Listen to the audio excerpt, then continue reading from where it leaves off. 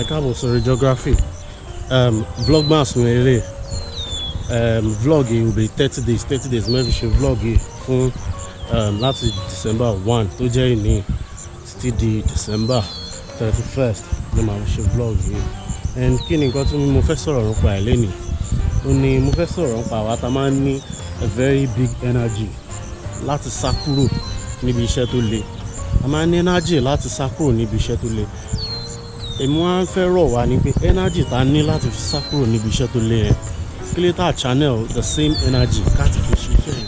Sometimes the result is just like 3 feet away. Ó lè má ju ẹsẹ̀ mẹ́ta lọ tá máa fi rí result, ṣùgbọ́n àwa sá kúrò ń bẹ̀, reward wẹ̀ wá lọ.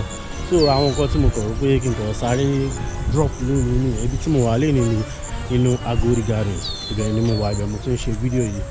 And gẹ́gẹ́ bí mo máa sọ fún yín, ibi báyìí ó jẹ́ bí ìṣẹ̀dá tó wálẹ̀ gan láti ṣe àwọn nǹkan tó bá wà related to creativity. And àwọn nǹkan tí mo ń ṣe ní báyìí lọ́wọ́lọ́wọ́ báyìí náà nìyẹn. So mo mọ̀ pé ẹ wo kò ní ju báyìí lọ lórí geography lẹ́nu. Orúkọ tèmi ni Joe Adétọ̀nà. Ó bá yẹ gbà àkọ́kọ́ yín ilé ẹ̀jẹ̀ bá mi subscribe to the channel yìí, and màá dẹ̀ máa rí yín ní ìgbà míì. Ó dàbọ̀.